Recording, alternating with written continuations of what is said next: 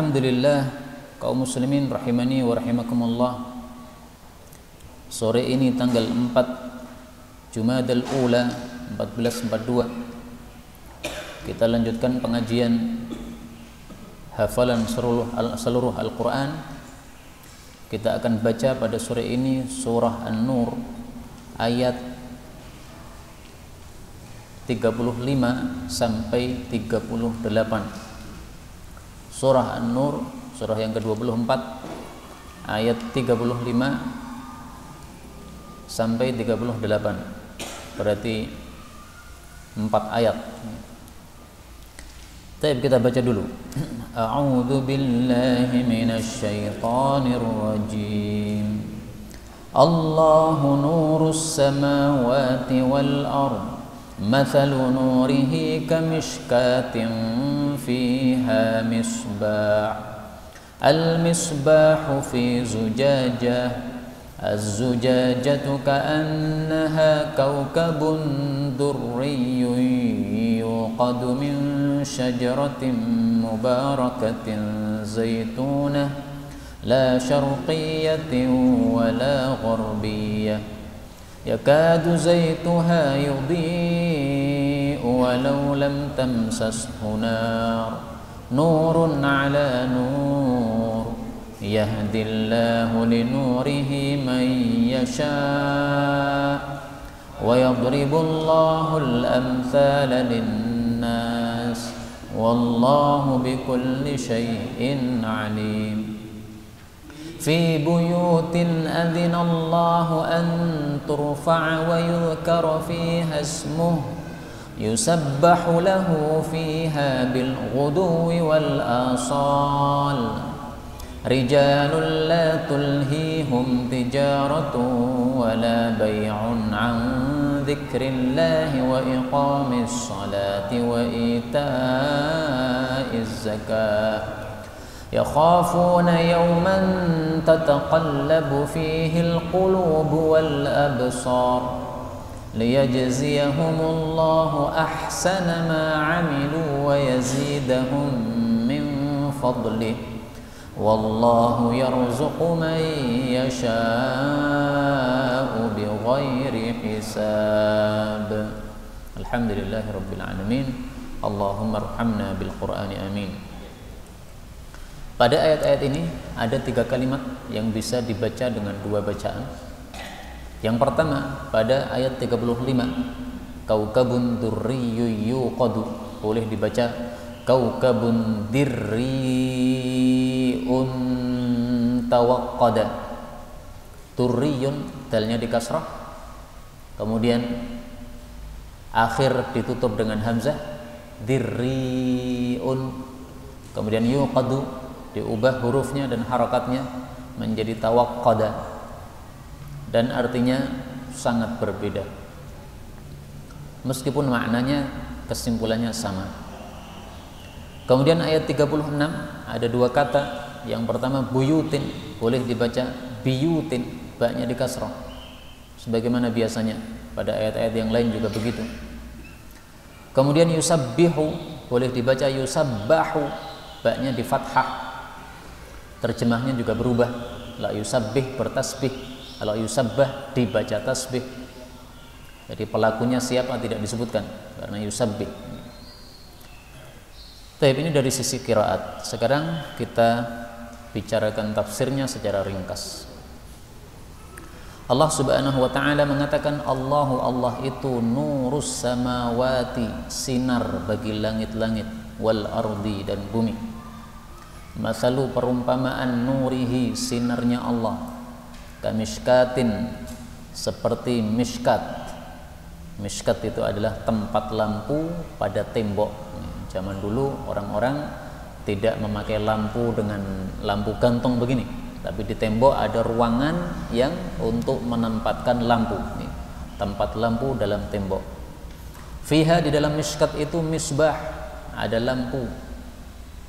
Al-misbahu, lampunya, fi zujajatin, dalam satu kaca. Az-zujajatu, kaca tersebut, ka'annaha, seolah-olah dia, kaukabun, satu bintang, turriyun, yang gemerlapan. Yuqadu, yang dinyalakan, min syajaratin, dari pohon, mubarakatin, yang dibarokai oleh Allah. Pohon apa itu? Allah katakan zaitunah, yaitu pohon zaitun. Pohon zaitun yang bagaimana? Yang la syarqiyah, yang bukan pohon timur, wala gharbiyah, juga bukan pohon barat. Yakadu, nyaris, zaituha, minyaknya pohon zaitun, yudhi'u, memberikan sinar, walaupun lam tamsashu, belum mengenainya, narun, api. Jadi maksudnya belum dinyalakan sudah menyala. Nurun, sinar, ala nurin, di atas sinar, jadi sangat cemerlang. Yahdillahu, Allah memberikan petunjuk, linurihi, kepada sinarnya, mayyasha, kepada siapapun yang Allah kehendaki. Dan mudah-mudahan kita semuanya termasuk yang dikehendaki oleh Allah untuk mendapatkan sinarnya. Amin.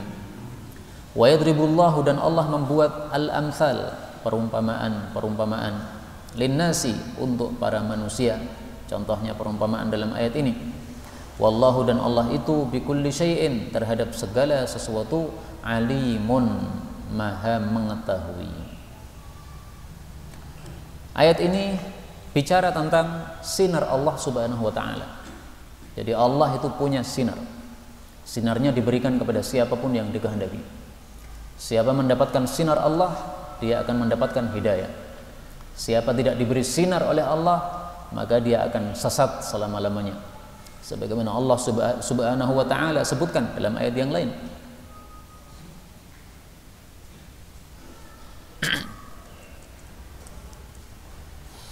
Pada surah An-Nur ayat 40. Wa man lam yaj'alillahu lahu nuran, barang siapa yang Allah tidak berikan sinar kepadanya, fama lahu min nur, maka dia tidak memiliki sinar. Nah, maka sinar Allah ini diberikan kepada siapapun yang dikehendaki oleh Allah. Pertanyaan, apa yang dimaksud sinar Allah? Apakah sinar lampu? Apakah sinar matahari? Apakah sinar bulan? Karena semua sinar itu ciptaan Allah. Yang dimaksud sinar Allah pada ayat ini maksudnya adalah petunjuk Allah Subhanahu wa taala. Jadi petunjuk itu bersifat menyinari, sehingga siapa yang mendapatkan petunjuk, dia akan keluar dari kesesatan yang sifatnya gelap menuju kepada kebenaran yang sifatnya terang benderang. Dulunya kafir, menyembah berhala, ini berada dalam kegelapan.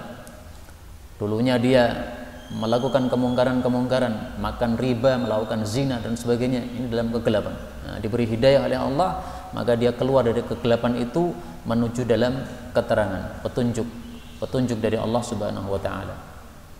Karena itulah Al-Qur'an disebut sebagai nur. Sebagaimana disebutkan oleh Allah pada ayat yang lain, pada surah Al-Maidah ayat 15.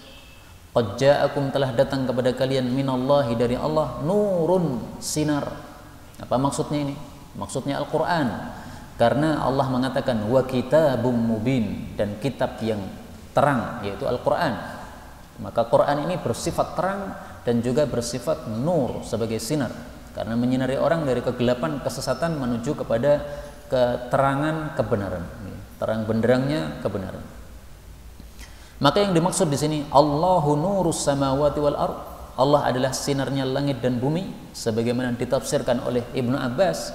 Maksudnya Allah hadis samawati wal ard, Allah itu yang memberikan hidayah baik di langit maupun di bumi. Di langit ada para malaikat, siapa yang kasih hidayah kepada para malaikat sehingga mereka semuanya tidak ada satupun yang maksiat kepada Allah, sedetik pun nggak ada malaikat maksiat. Siapa yang kasih petunjuk? Allah Subhanahu wa taala. Demikian juga yang memberikan petunjuk kepada para manusia di atas muka bumi, sehingga ada yang mau menyembah Allah, ada yang datang ke pengajian, ada yang sholat jamaah 5 waktu ke masjid. Ini semuanya karena Allah memberikan hidayah, petunjuk kepada dia. Itu makna nur di sini. Nah, maka jangan salah paham. Karena mungkin orang kalau tidak paham ayat ini mengatakan Allah adalah sinar langit-langit dan bumi. Akhirnya dia menyembah sinar, karena dia anggap sinar itu adalah Allah. Itu bukan begitu maksudnya. Maksudnya Allah memberikan petunjuk dengan sinarnya baik di langit-langit maupun di bumi. Sebagian ulama tafsir mengatakan nur di sini maksudnya adalah munawwir. Allah itu yang memberikan sinar untuk langit-langit dan bumi. Nah, kalau nur di sini diartikan memberikan sinar, maka maksudnya Allah memberikan sinar matahari dan bulan dan bintang-bintang. Ini menyinari langit dan bumi. Tapi saya lebih suka tafsir yang pertama, karena tafsir yang pertama tafsir dari Ibnu Abbas, bahwasanya yang dimaksud nur, sinar di sini maksudnya memberikan hidayah. Maka sinarnya Allah adalah petunjuknya Allah Subhanahu wa taala. Kemudian Allah mengatakan, perumpamaan sinarnya Allah seperti miskat yang di dalamnya ada lampu. Lampunya dalam kaca. Kacanya seperti bintang yang terang benderang yang dinyalakan dari pohon yang berkah, yaitu pohon zaitun. Kenapa Allah membuat perumpamaan di sini? Ini adalah jawaban dari pertanyaan orang-orang Yahudi.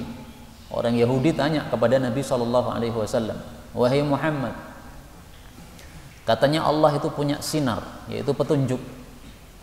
Bagaimana sinarnya Allah dari atas langit bisa menembus sampai ke bumi, padahal melewati 7 lapis langit, melewati atmosfer dan sebagainya. Kok bisa nembus ke bumi sehingga banyak orang yang mendapatkan sinar dari Allah, petunjuk dari Allah? Nah, maka turun ayat ini sebagai jawaban. Mathalu nurihi kamishkatin fiha misbah. Nah, sebagaimana lampu yang sangat terang benderang, itu dia bisa memberikan sinar kemana-mana. Nah, demikian juga sinarnya Allah Subhanahu wa taala. Meskipun Allah di atas langit, tetapi semua hambanya yang di dalam bumi ini, seandainya Allah ingin menunjuki semua mereka, pasti bisa Allah Subhanahu wa taala memberikan hidayah kepada mereka. Karena itulah kita orang-orang beriman disuruh oleh Allah setiap hari minta hidayah. Ihdinas siratal mustaqim. Allah yang kasih hidayah. Orang-orang kafir salah paham, Pak. Mereka mengatakan orang-orang muslim itu belum dapat hidayah. Buktinya setiap hari mereka sholat minta hidayah. Nah, maka dijawab oleh para ulama, yang dimaksud minta hidayah itu minta dua. Yang pertama, minta supaya ditetapkan di dalam hidayah, mati dalam keadaan husnul khatimah. Yang kedua, maksudnya minta ditambah hidayah oleh Allah Subhanahu wa taala. Itu maksud ihdinas siratal mustaqim. Jadi bukan minta hidayah karena belum punya hidayah, bukan. Orang muslim itu sudah dapat hidayah, buktinya dia mau menyembah Allah, itu hidayahnya. Tapi kenapa terus mengatakan ihdinas siratal mustaqim? Karena kita tidak tahu hidayah ini akan terus berlanjut atau berhenti. Sebagian orang muslim tapi kemudian matinya kafir, murtad. Nah, itu berarti hidayahnya berhenti. Itu yang kita tidak mau. Kita pengennya mendapatkan hidayah sampai mati husnul khatimah. Mudah-mudahan kita semuanya mendapatkan husnul khatimah. Amin ya rabbal alamin. Demikian juga kita minta tambahan hidayah. Kenapa? Setiap hari banyak perkara-perkara baru yang dulu belum muncul, sekarang muncul. Misalnya bisnis lewat internet, bisnis secara online. Dulu kan nggak ada, sekarang ada. Nah, hukumnya halal atau haram? Kalau kita tidak mendapatkan hidayah, kita bisa sesat. Nah, maka terus kita minta hidayah supaya setiap ada masalah baru selalu ada hidayah yang baru dari Allah Subhanahu wa taala. Kemudian saya katakan tadi, kaukabun, bintang ini bisa dibaca dengan dirriun tawaqqada. Kalau dibaca durriyun, maka artinya adalah terang benderang, gemerlapan. Karena durriyun itu diambil dari kata-kata ad-dur. Ad-dur itu adalah permata, batu mulia yang memberikan sinar, cemerlang. Nah, maka bintang ini saking cemerlangnya dia dinisbatkan kepada ad-dur. Tetapi kalau dibaca dirriun, maka ini diambil dari kata-kata dara ayadra. Yadra itu menolak. Maksudnya sinarnya itu saling saling menyinari kepada yang lain. Bintang di atas langit kan banyak, sinar satu bintang dengan bintang yang lainnya itu saling bertabrakan, saling menyinari. Maka maksudnya sinarnya sangat banyak, tidak hanya satu bintang saja, tapi bintang yang banyak jumlahnya, semuanya saling memberikan sinar sehingga sinarnya semakin terang benderang. Seperti kalau dalam ruangan ini seandainya hanya satu lampu dinyalakan, ya sinarnya cuma di tempat itu saja. Tapi kalau semua lampu dinyalakan, maka sinar-sinar ini saling bertabrakan, saling mendorong satu dengan yang lainnya, jadi semakin terang ruangan ini. Nah, demikian juga Kalau dibaca dirriun, nah ini saya lebih suka karena dirriun menunjukkan bahwa sinarnya sangat terang benderang, sehingga Allah katakan dirriun, yaitu sinarnya itu tidak hanya dari satu bintang tapi dari beraneka ragam bintang. Ini perumpamaan sinarnya Allah yang sangat terang benderang. Kemudian di sini Allah mengatakan syajaratin mubarakah, pohon yang diberkahi. Apa keberkahannya pohon zaitun? Berkahnya pohon zaitun yang pertama, minyaknya bisa dijadikan sebagai obat. Sebagaimana kita tahu, orang-orang herbal yang biasa jualan herbal, mereka menggunakan minyak zaitun sebagai obat untuk kulit dan sebagainya. Yang kedua, pohon minyak zaitun buahnya bisa dimakan sebagai buah. Yang ketiga, minyaknya bisa digunakan untuk lauk, sebagaimana sabda Nabi sallallahu alaihi wasallam, beliau menyuruh kita, "Itadimu bizzait", berlauklah kalian itu dengan minyak zaitun. Hadits sahih diriwayatkan oleh Al-Imam Ibnu Majah, "Itadimu bizzait", berlauklah dengan zait, minyak zaitun. "Waddahinu bih", juga berminyaklah dengan minyak zaitun. "Fa innahu yakhruj", karena minyak zaitun ini keluar, "min syajaratin mubarakah", dari pohon yang diberkahi. Termasuk keberkahan pohon zaitun adalah tangkainya itu penuh dengan daun-daunan dari awal sampai akhir, dari ujung sampai pangkal. Semuanya ada apa? Ada daunnya. Nah, para ulama mengatakan tidak ada pohon yang seperti ini kecuali dua saja. Yang pertama pohon zaitun, yang kedua adalah pohon delima. Itu biasanya dari awal tangkai sampai akhir tangkai semuanya penuh dengan dedaunan. Nah, ini berkahnya pohon zaitun, maka disebut mubarakah oleh Allah Subhanahu wa taala. Dan pohon zaitun itu pohon zaitun yang la syarqiyyatin wala gharbiyah. Bukan pohon timur, bukan pohon barat. Maksudnya gimana? Pohon yang berada di tengah-tengah, sehingga dia selalu terkena sinar matahari. Ketika matahari terbit dia kena sinar matahari, ketika matahari tenggelam juga terkena sinar matahari. Jadi 12 jam kena sinar matahari terus. Kalau pohon ini berada di timur, dia hanya mendapatkan sinar ketika matahari terbit. Ketika matahari tenggelam, sudah nggak kena sinar lagi, karena dia pohon timur. Kalau pohon barat, maka dia terkena sinar matahari hanya ketika matahari tenggelam saja. Kalau matahari terbit, dia tidak terkena sinar. Nah, pohon zaitun yang terkena sinar matahari sejak terbit sampai tenggelam, ini karena menyerap sinar matahari, maka minyak zaitunnya itu semakin cemerlang. Karena itulah para ulama mengatakan yang dimaksud di sini adalah pohon zaitun yang ada di negara Syam. Karena pohon zaitun yang ada di negara Syam itu 12 jam terkena sinar matahari, sehingga minyaknya yang dihasilkan juga lebih sempurna daripada minyak zaitun yang pohon, misalnya pohonnya ditanam di Indonesia. Karena Indonesia ini termasuk syarqiyah, termasuk timur. Ketika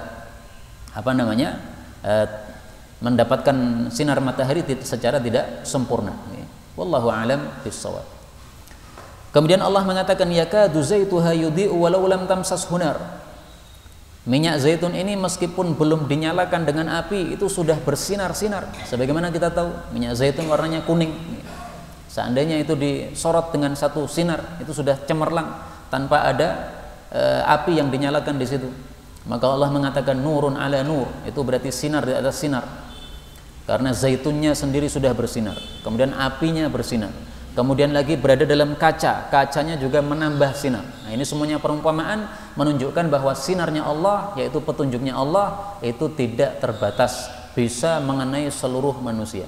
Maka seandainya Allah ingin memberikan hidayah seluruh manusia, sangat gampang bagi Allah Subhanahu wa taala. Allah cukup mengatakan kun, semua manusia dapat hidayah. Tapi memang hidayah ini mahal, tidak diberikan oleh Allah kepada siapapun juga yang tidak dikehendaki olehnya. Maka Allah mengatakan yahdillahu linurihi may yasha. Hanya sebagian yang dikehendaki oleh Allah yang diberikan hidayahnya. Kemudian pada ayat berikutnya Allah mengatakan fi buyutin, pada rumah-rumah, adzinallahu, Allah memerintahkan anturfa', supaya rumah-rumah itu dibangun, wa yudhkaru fiha, dan disebut padanya ismuhu, nama Allah, yusabbahu, ditasbihi, lahu, untuk Allah, atau yusabbihu, bertasbih kepada Allah, fiha di dalam rumah-rumah tadi, bil ghudwi di waktu pagi, wal asal dan di waktu sore. Yang dimaksud biyutin rumah-rumah ini adalah masjid-masjid. Maka masjid itu nama lainnya adalah buyutullah, baitullah, rumah Allah. Kenapa disebut rumah Allah? Karena masjid ini hanya diperuntukkan untuk menyembah Allah. Tidak boleh menyeru selain Allah, menyembah kepada selain Allah di dalam masjid. Sebagaimana disebutkan dalam Al-Quran, fala tad'u ma'allahi ahada, surat Al-Jin ayat 18. Wa annal masajida lillah, masjid-masjid hanya milik Allah. Fala tad'u ma'allahi ahada, jangan menyembah bersama Allah seorang pun. Artinya jangan menyekutukan Allah Subhanahu wa taala. Adzinallahu an turfa', Allah memerintahkan supaya masjid dibangun. Jadi turfa' di sini artinya dibangun. Rafa'a yarfa' kadang-kadang artinya ditinggikan, dimuliakan. Kadang-kadang artinya ditinggikan, maksudnya dibangun. Nah, di sini maksudnya dibangun.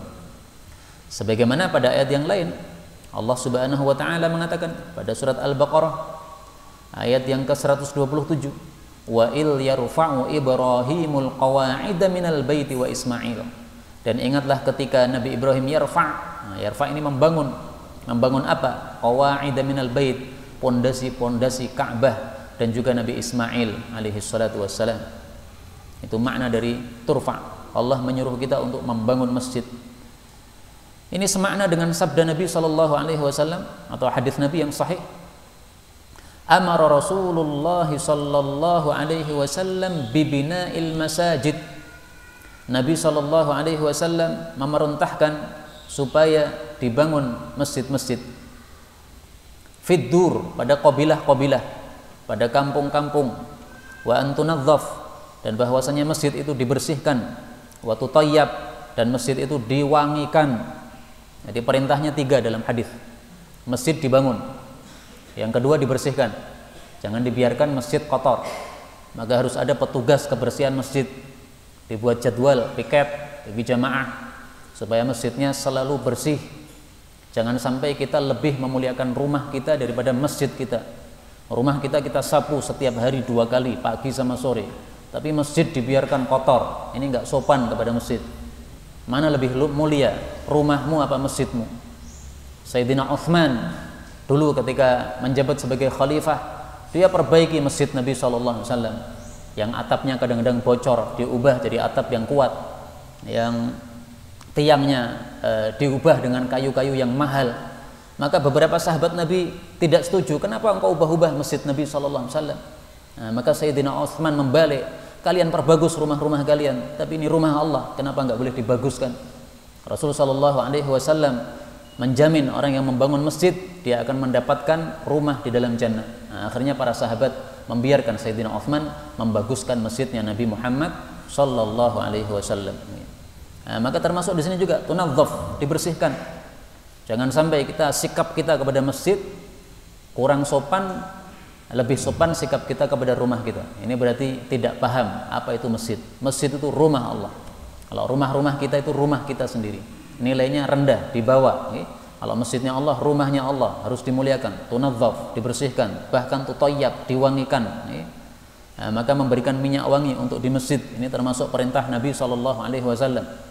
Kasih minyak wangi digantung di tembok masjid misalnya, atau disiapkan minyak wangi di pintu masjid sehingga orang yang masuk masjid bisa menggunakan minyak wangi tersebut. Nah, ini termasuk perintah Nabi SAW. Tidak hanya dibangun, tetapi juga wayudhkaru fi hasmuhu, disebut nama Allah di dalam masjid.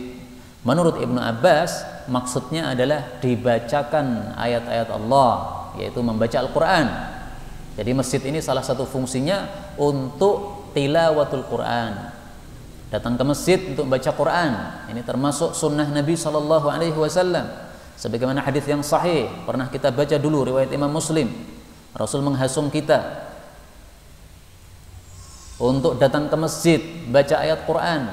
Beliau mengatakan, la ayyaghdu ahadukum ilal masjid, sungguh seseorang pergi ke masjid, fayata'allam aw yaqra ayatain, lalu dia baca 2 ayat min kitabillah, dari Al-Quran. Khairul lahu min naqatain, lebih baik daripada dia mempunyai 2 ekor unta. Wa thalathun khairul lahu min thalath, membaca 3 ayat di masjid lebih bagus daripada mendapatkan 3 unta. Arba'un khairun lahu min arba', membaca 4 ayat lebih baik daripada mendapatkan 4 unta, dan seterusnya. Hadis riwayat Imam Muslim sahih. Nah, karena itu tolong kalau ke masjid jangan lupa menyempatkan untuk tilawah Al-Quran. Saya lihat di sini bagus ada lemari-lemari untuk mushaf. Nah, maka ini disiapkan untuk orang-orang yang berada di masjid. Kalau dia menunggu iqamah dikumandangkan, jangan hanya nganggur saja, tapi menunggu iqamah dikumandangkan, ambil mushaf Al-Quran, baca Al-Quran, tapi jangan keras-keras, karena kalau keras-keras bisa mengganggu orang-orang yang sholat sunnah. Baca sendiri dalam hati, tidak usah bersuara. Ini termasuk sunnah Nabi SAW. Panjenengan datang ke tempat ini jam 4 kurang 5 menit, ustadznya belum naik dalam mimbar. Nah, daripada digunakan untuk sia-sia, lebih baik ambil mushaf Al-Quran, baca ayat-ayat Al-Quran. 1 ayat Anda baca lebih baik daripada mendapatkan 1 unta. 2 ayat lebih baik daripada 2 unta, dan seterusnya. Ini sunnah Nabi SAW. Dan ini dalilnya juga ada dalam Quran. Wa yudhkaru fiha ismuh, disebut nama Allah di dalamnya, yaitu tilawatul Quran, menurut Ibnu Abbas radhiyallahu anhu. Selain untuk tilawatul Quran, juga untuk apa? Yusabbahu lahu fiha bil ghudwi wal asal, tasbih kepada Allah. Yang dimaksud tasbih ini menurut mayoritas ulama tafsir artinya adalah salat wajib. Jadi salat itu ada banyak nama. Salat kadang-kadang disebut ruku', warka'u ma'ar raki'in. Salat kadang-kadang disebut sujud, usjud, ya, wasjudu warka'i wasjudi ma'ar raki'in, wasjudi warka'i ma'ar raki'in. Kemudian salat juga disebut qiyam, berdiri, tulul qunut, tulul qiyam. Kemudian salat juga disebut tasbih. Nah, banyak namanya. Maka tasbih di sini maksudnya apa? Salat 5 waktu. Maka yang dimaksud bil wudu itu adalah salat subuh. Adapun yang dimaksud al-asal ini adalah salat duhur, asar, maghrib, isya. Karena asal dari sisi bahasa Arab itu maksudnya sejak tergelincir matahari sampai pertengahan malam. Jadi 24 jam itu dibagi 2. Ada al-ghudu, ada al-asal. Kapan al-ghudu? Al-ghudu itu sejak separuh malam, pertengahan malam. Jadi antara isya sampai subuh, pertengahannya itu adalah ghudu, mulai dari al-ghudu sampai dengan tergelincir matahari. Ini semuanya ghudu. Kalau matahari sudah tergelincir, nah ini berarti sudah masuk asal sampai dengan tengah malam lagi. Nah, maka bil ghudu salat subuh, wal asal salat duhur, asar, maghrib, isya. Siapa yang melakukan salat di situ?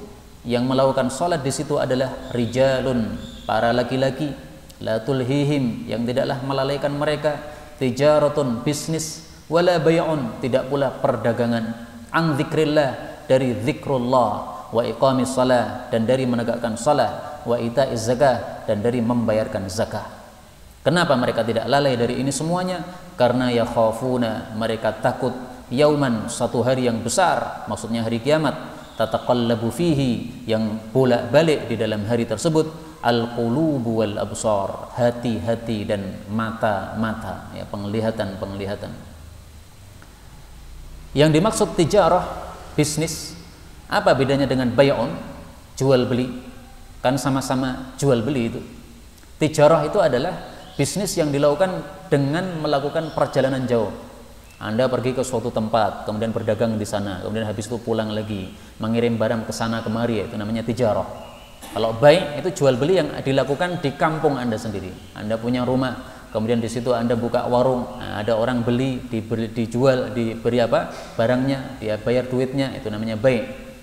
Nah, maka orang yang baik adalah orang yang tidak sampai tijarah atau bai' melalaikan dari zikrullah.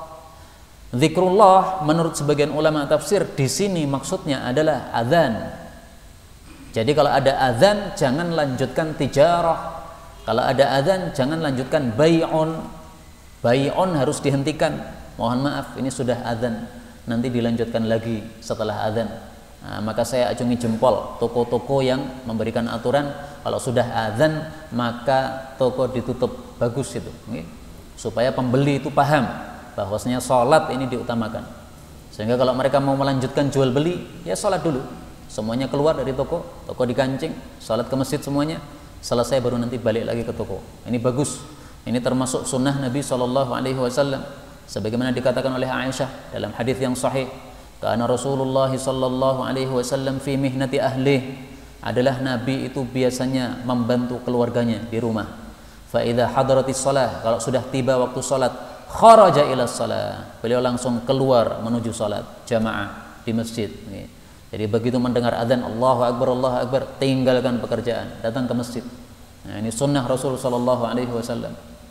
Ada seorang ulama namanya Ibrahim As-Sa'igh, disebutkan oleh Imam Abu Dawud dalam kitab Sunannya. Ini cerita saya temukan ketika saya waktu masih santri, tapi karena cerita ini sangat bagus, saya hafalkan cerita ini. Qala Abu Dawud, berkata Abu Dawud, karena Ibrahim As-Sa'igh adalah Ibrahim As-Sa'igh, perawi hadis, rajulan salihan, dia seorang laki-laki yang saleh. Wa kana, dan adalah kebiasaan beliau, idza rafa'al mitraqah, kalau dia sudah angkat palunya, jadi dia bekerjanya tukang kayu, Pak. Dia kalau sudah angkat palunya, fasami'an nida, lalu dia mendengar azan Allahu Akbar, sayyabaha, dia langsung letakkan palunya tadi. Padahal sebenarnya kalau dipukulkan aja masih bisa, tapi begitu Allahu Akbar, meskipun ini sudah terangkat, nggak jadi dipukulkan, taruh. Bagaimana dengan kita sekarang? Apakah kalau kita mendengar azan kita masih lanjut, ataukah kita meninggalkan sebagaimana dilakukan oleh Ibrahim As-Sa'igh ini? Nah, marilah kita perhatikan, karena Allah di sini mengatakan la tulhihim tijaratun wala bai'un an dzikrillah. Mereka adalah orang-orang yang tidak lalai gara-gara bisnis, gara-gara jual beli ataupun yang lainnya dari azan. Begitu azan dikumandangkan, langsung pergi ke masjid atau langsung wudu untuk segera melakukan salat sunnah. Boleh salat sunnah di masjid, boleh salat sunnah di rumah. Yang penting azan dikumandangkan, tinggalkan yang lain. Yang dimaksud tataqallabu fihil qulub wal absar, hati-hati pada bolak-balik, mata juga bolak-balik, itu maksudnya orang yang sangat ketakutan. Diibarahkan dalam bahasa Arab, hatinya bolak-balik, artinya hatinya tidak menetap pada dadanya, bolak-balik, sebagaimana disebutkan oleh Allah Subhanahu wa taala pada ayat yang lain. Allah mengatakan pada surah Ghafir misalnya ayat 18, wa anzirhum, ancamlah kepada mereka, yaumal azifah, hari kiamat, idzil qulub, ketika hati-hati manusia, ladal hanajir, itu sudah sampai pada kerongkongan-kerongkongan. Jadi hatinya di dada mestinya, tapi dia pindah tempat saking takutnya. Kalau orang Indonesia mungkin mengatakan sampai copot hatiku. Nah, padahal hati nggak mungkin copot, tapi ini ungkapan ladal hanajir. Nah, demikian juga di sini, hatinya bolak-balik. Ya, hatinya sebenarnya tetap berada di tempatnya, tapi saking ketakutannya seolah-olah hatinya itu bolak-balik, pindah-pindah tempatnya. Demikian juga al-absar, matanya bolak-balik. Nah, kalau di sini maksudnya matanya bolak-balik melihat kondisi-kondisi yang mengerikan pada hari kiamat. Ketika Allah Subhanahu wa taala hancurkan segala macam yang ada di atas muka bumi ini. Matahari hancur, bumi hancur, bulan hancur, semua hancur. Nah, mata-mata melihat dalam keadaan terbelalak, melihat ke sana kemari, bingung. Nah, itulah yang dimaksud tataqallabu fihil qulub wal absar. Hari tersebut liyajziyahumullah, Allah supaya Allah itu memberikan balasan kepada mereka ahsana ma amilu, paling bagusnya apa yang mereka amalkan, wa yazidahum, dan Allah akan menambah kepada mereka min fadlih, dari karunia-Nya, wallahu yarzuqu man yasha, dan Allah itu memberikan rezeki kepada siapapun bighairi hisabin, tanpa hitungan. Di sini Allah mengatakan supaya Allah membalas mereka amal yang terbaik yang mereka amalkan. Bukankah amal manusia semuanya dibalas? Mau baik mau buruk semuanya dibalas? Ya betul, semuanya dibalas. Tetapi di sini disebutkan amal baik saja yang dibalas, karena babnya ini bab untuk targhib, yaitu menghasung orang untuk melakukan kebaikan. Nah, maka di sini pembalasan amal buruk tidak disebutkan oleh Allah Subhanahu wa taala. Meskipun amal buruk tetap dibalas juga oleh Allah. Kita punya amal baik, kita punya amal buruk, semuanya dibalas oleh Allah. Kecuali kalau amal buruk kita diampuni oleh Allah, tidak dibalas. Nah, maka di sini karena babnya bab targhib, menghasung orang untuk beramal baik, maka yang dibahas hanya amalan-amalan baik saja. Yang dimaksud yazidahum min fadli, Allah menambah karunia-Nya, maksudnya dilipat gandakannya pahala. Satu amalan pahalanya 10 kali lipat. Kita mengadakan pengajian seperti ini 1 jam, itu pahalanya seolah-olah kita pengajian 10 jam. Menghadiri pengajian 5 menit, seolah-olah dia menghadiri pengajian 50 menit. Kenapa? Dilipat gandakan 10 kali oleh Allah Subhanahu wa taala. Allah mengatakan dalam Al-Qur'an, "Man jaa'a bil hasanah falahu 'ashrun amsaluha," atau "falahu 'asyru amsalha," dua qiraah. Barang siapa yang datang membawa satu kebaikan, maka dia mendapatkan 10 kali lipatnya. Surah Al-An'am ayat 160. Inilah Bapak Ibu rahimani wa rahimakumullah, tafsir beberapa ayat dari surah An-Nur secara ringkas. Mudah-mudahan kita semuanya mendapatkan taufik dari Allah untuk mengamalkan isinya, dan kita termasuk orang-orang yang tidak lalai dari azan apabila kita mendengarnya. Amin ya rabbal alamin. Wallahu a'lam bissawab. Walhamdulillahi rabbil alamin.